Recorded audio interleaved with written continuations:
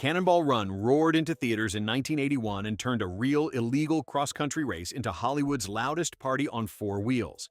Today, 20 weird facts about it, plus one bonus so strange it almost didn't survive the cut. Hidden cameos, secret origins, real danger, and a goofy comedy that quietly shaped a global superstar. Buckle up, because here at Rewatch Club, the rewatch is the reward. Number 1, the race was real. Before it was a movie, it was a rebellion. In the early 1970s, a car and driver journalist named Brock Yates dreamed up an outlaw race across America, partly as a stunt, partly as a protest against tightening speed limits and traffic laws. He called it the Cannonball Baker Sea to Shining Sea Memorial Trophy Dash. No rules, no safety net, just a coast-to-coast sprint from the East Coast to California. Cannonball Run 2 is nothing short of a sexist, racist, banal, bigoted attempt at humor, based around, what else? Cars and car chases.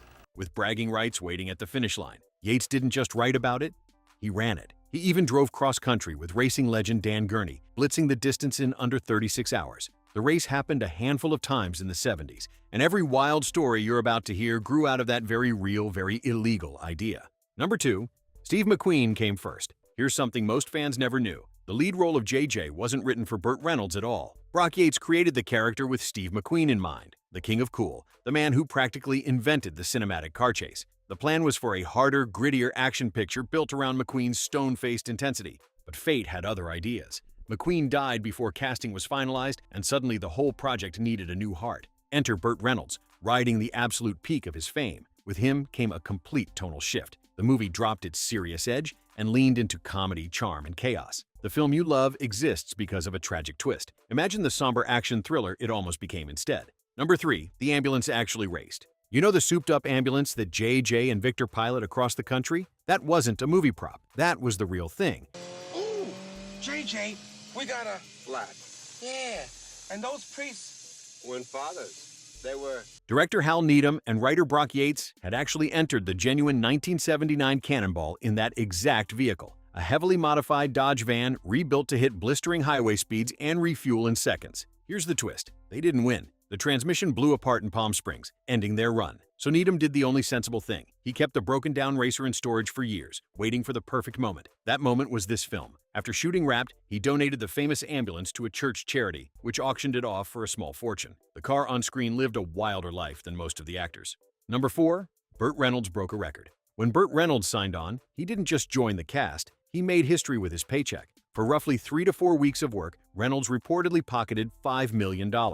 In 1980, that was a staggering, eyebrow-raising number, among the highest sums ever paid to an actor up to that point in film history. $5 million, for less than a month of grinning behind a steering wheel and trading jokes with his best friend Dom DeLuise.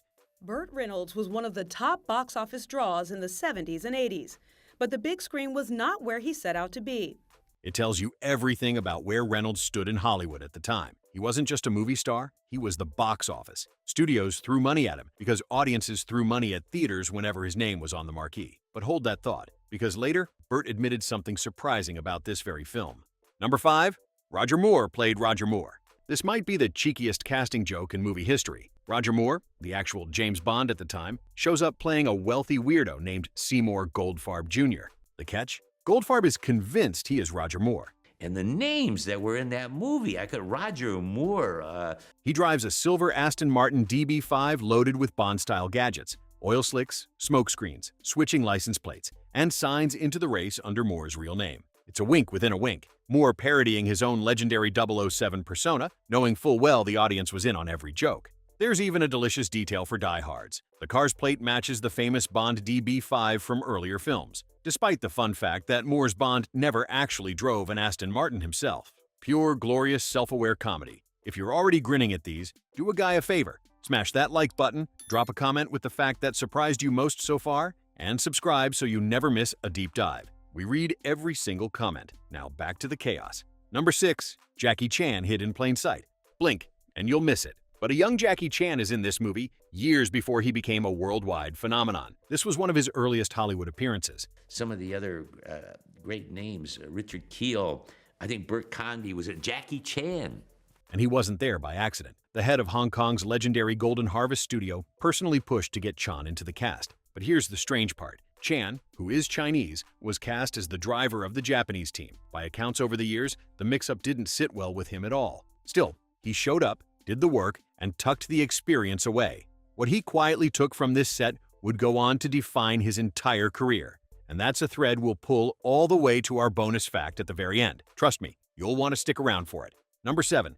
Bruce Lee's studio built it. Here's a connection that sounds impossible until you check the credits. This star-spangled American comedy was produced by Golden Harvest, the Hong Kong studio that helped make Bruce Lee an immortal legend. Yes, the same company behind some of the most influential martial arts films ever made was now financing Burt Reynolds cracking jokes in an ambulance. It was an unusual East meets West collaboration for its era, and it explains a lot, including why Jackie Chan and fellow Hong Kong star Michael Hui ended up sharing the screen with the Rat Pack and a James Bond actor. The filmmakers even rushed early footage to the Cannes Film Festival to drum up international buyers. This wasn't just an American movie, it was a global gamble, and the gamble paid off in a very, very big way. Number 8. The cast made it up. Looking for a tightly scripted comedy? This isn't it, and that's exactly the point. Director Hal Needham famously let the cameras keep rolling and let his all-star cast simply riff. So much of the film's charm comes from real, unscripted chemistry between people who genuinely liked each other. Burt Reynolds and Dom DeLuise weren't acting like best friends. They were best friends, trying to crack each other up between takes. Dean Martin and Sammy Davis Jr. brought that loose, breezy Rat Pack energy, often dissolving into real laughter mid-scene. You can practically feel the party happening just off camera. That improvised looseness is why the movie feels less like a polished production and more like being invited to hang out with the coolest people in Hollywood for 90 glorious minutes. Number 9. The priests were real. Dean Martin and Sammy Davis Jr. spend the film disguised as Catholic priests, sweet-talking their way past cops and roadblocks. It's one of the movie's funniest running gags. Officer, I sincerely hope Hey, pay you're no not a attention to him. Catholic. He's been locked up for 6 years in that monastery, and he don't know what he's doing. And it actually happened. In the real Cannonball races, competitors used every trick imaginable to dodge police, and dressing up as clergy to earn sympathy and avoid suspicion was a genuine tactic some racers used. The film took that real-world cunning and cranked it up for laughs. It's part of what makes the Cannonball Run so oddly authentic underneath the slapstick. Almost every absurd scheme on screen is rooted in something the real outlaw racers genuinely tried. Fake patients, distracting outfits, costume disguises. Truth really was stranger and funnier than fiction here. The writers barely had to exaggerate the lengths real drivers went to. Number 10. Captain Chaos was an accident. Dom DeLuise's mild-mannered mechanic, Victor, keeps transforming into a bumbling masked superhero called Captain Chaos. Cape, deep voice, dramatic narration, and all. It became one of the most beloved and quotable parts of the entire film, a total scene stealer that fans still imitate decades later, and it grew straight out of that improvisational spirit. The Captain Chaos bit had the loose, made-up-on-the-spot energy that defined the whole shoot, exactly the kind of goofy invention Needham loved to capture and keep. Fans from the 80s will remember roaring at that ridiculous superhero voice. It's the sort of thing a tightly controlled studio comedy would have cut, but here it was allowed to run wild, and it became iconic precisely because nobody reined it in. Sometimes the silliest ideas become the ones audiences never forget. Number 11. Jimmy the Greek knew Dean Martin. The film is stuffed with famous faces playing themselves, but one cameo hides a sweet little real-life story. Legendary sports odds maker Jimmy the Greek Snyder appears as a bookie tied to the racer's bets. On paper, it's just another celebrity walk-on. But here's the charming part. Jimmy the Greek and Dean Martin weren't strangers thrown together for a movie. They grew up as neighbors in the same Ohio town, both rising out of Steubenville before fame found them. So that on-screen moment carried a quiet weight. Two hometown kids who'd made it big, reunited inside a Hollywood blockbuster. It's the kind of detail that makes the movie feel like a real gathering of friends rather than a manufactured cast. Everywhere you look, there's a personal connection hiding behind the gags. Number 12. A cartoon legend snuck in. Here's one for the eagle-eared. Several of the glamorous women riding along with the fake Roger Moore had their voices dubbed in post-production, and the woman behind some of that dialogue was a genuine icon. She was one of the most prolific voice actresses in entertainment history, the beloved voice behind countless classic cartoon characters that generations grew up loving. And yet, in the Cannonball Run, she went completely uncredited. So while you're watching a live-action car comedy, you might be hearing the same voice that brought your childhood Saturday mornings to life, hidden in plain sight, with no name attached. It's a perfect example of how deep the talent pool ran on this film. Even the uncredited background voices were quietly legendary. Hollywood history was packed into every corner of this movie, whether audiences realized it or not. Number 13. The stunt that changed everything. Now for the sobering truth behind the laughs. Not everything about this production was fun and games, and one moment turned tragic. During filming, a young stuntwoman named Heidi Von Beltz was riding as a passenger in an Aston Martin during a dangerous weaving stunt. The car had no seatbelts installed. along with other reported mechanical problems when it collided head-on with another vehicle. The crash left her paralyzed for the rest of her life. She spent decades as a quadriplegic and became the center of a long, painful legal battle over set safety. It's a heartbreaking reminder that behind the glossy stunts and goofy gags, real people took enormous risks. Her case is now cited in discussions about safety standards in the film industry, a serious legacy hidden inside a comedy classic. We mention it out of respect, not spectacle. Number 14. The critics were brutal. If you love this movie, brace yourself. The critics of 1981 absolutely did not. The reviews were savage. One of the most famous film critics of all time tore into it, essentially accusing the film of abandoning any artistic ambition whatsoever and aiming for the lowest possible bar. Ouch. The movie was widely dismissed as lazy, lowbrow, and shapeless, a plotless excuse for famous people to goof around in fast cars. And yet, here's the beautiful irony. Audiences didn't care even a little. The very things critics hated, the chaos, the silliness, the loose party atmosphere, were exactly what fans adored.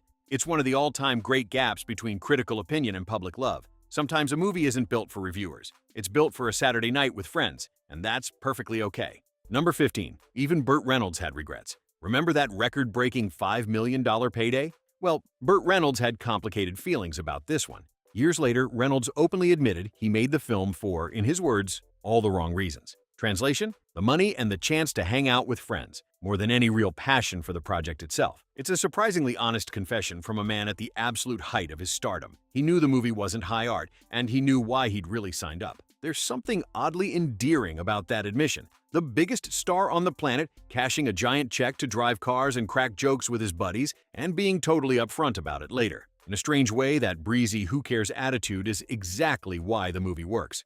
The fun was real, even if the motives were honest. Number 16. It crushed the box office. The critics may have sharpened their knives, but at the box office, it was a massacre, in the best way. The Cannonball Run came screaming out of the gate with a record-setting opening weekend, one of the strongest debuts seen up to that point. It went on to gross over $70 million domestically, landing among the top films of its entire year, outrunning plenty of more respectable releases. Think about that. A movie panned as artless and lazy became one of 1981's biggest hits, sharing the year's leaderboard with all-time classics. It proved a lesson Hollywood keeps relearning. Star power and pure, unpretentious fun can be an unstoppable combination. Audiences wanted joy, speed, and famous faces having a blast, and this movie delivered exactly that. No apologies given and none needed. Number 17. Dean Martin's Last Laps. Here's a fact that adds a wistful note to all the laughter. The Cannonball Run and its 1984 sequel turned out to be among the very last screen appearances of the legendary Dean Martin. After a lifetime of films, music, and Rat Pack glory, these chaotic car comedies closed out his movie career. There's something fitting about it, honestly. Martin going out with a wink and a grin, surrounded by old friends, doing exactly what he did best, being effortlessly cool and clearly having a great time. For longtime fans, watching him here carries an extra layer of nostalgia now. You're not just seeing a comedy, you're seeing the twilight of an icon. It transforms those loose, laughing scenes into something quietly precious. A final joyride with one of the all-time greats. Savor every second he's on screen. Number 18. The jet stunt was borrowed. One of the film's most jaw-dropping moments involves an aircraft pulling off the kind of stunt that seems too crazy to be real. And here's the kicker. The inspiration was very real. The movie's wildest vehicular gags weren't pulled from thin air. Many were lifted straight from genuine Cannonball lore and real automotive legends, where racers and daredevils did genuinely outrageous things to win or just to make a point. The filmmakers, having lived the real race themselves, had a deep well of true stories to draw from. That's the secret sauce of this whole movie. The most unbelievable bits often have one foot in reality. Real racers really did pull insane maneuvers, and Needham and Yates simply turned those true tales into popcorn entertainment. Reality wrote the craziest scenes for them. By the way, we've covered other classic car movies on this channel, so drop a comment and tell us which one you've loved most, and let us know which car flick we should buckle up for next. Number 19. The title almost sparked a lawsuit. Before it ever reached theaters, the film bounced through a few different working titles, including simpler versions like just Cannonball. But that created a problem. There had already been an earlier 1976 racing movie with a strikingly similar name, and that overlap reportedly raised the threat of legal trouble between studios. It's a reminder of just how crowded the cross-country race movie lane was in the 1970s. The real Cannonball had inspired several films in a short span, all chasing the same outlaw racing energy. In the end, the title we know today won out, and the movie carved out its own identity through sheer star power. It's funny to think this beloved classic nearly got tangled in a naming dispute before audiences ever saw a single frame. Even the title had to race to the finish line first. Number 20. The Rat Pack rode again. Here's a legacy fact that'll warm your heart. Dean Martin and Sammy Davis Jr. had such an absolute blast making this movie that the good times didn't stop when the cameras did. Sammy Davis Jr., Dean Martin, Dom DeLuise, Don Knotts, Tim Conway. According to the director, the pair raved so much about how fun the experience was that they convinced none other than Frank Sinatra to join the sequel for a cameo. Let that sink in. The pure, infectious joy of this goofy car comedy helped reunite members of the legendary Rat Pack on screen one more time. That's the magic this film captured. It wasn't just a movie, it was a genuinely good time that pulled even more legends into its orbit. And speaking of legacies that started right here on this set, it's finally time for our bonus fact. This is the weirdest, most jaw-dropping one of all. Number 21. Bonus. Jackie Chan's signature was born here.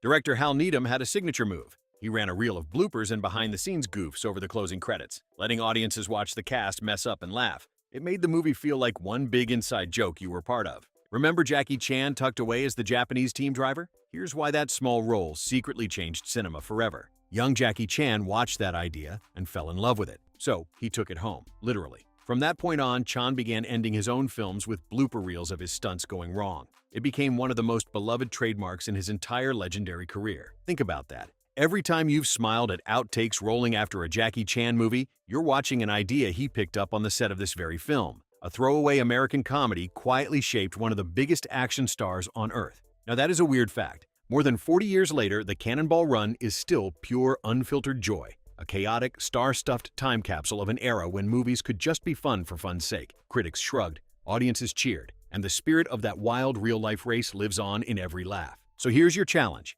If this video earned its spot in the fast lane, hit like to fuel us up, comment your favorite fact to keep the engine running, and subscribe so you never get left at the starting line. Which moment from this movie still makes you grin? Captain Chaos, The Fake Priests, or I'm Roger Moore? And which classic should we race through next? Tell us below. Until then, keep the memories running here at RewatchClub.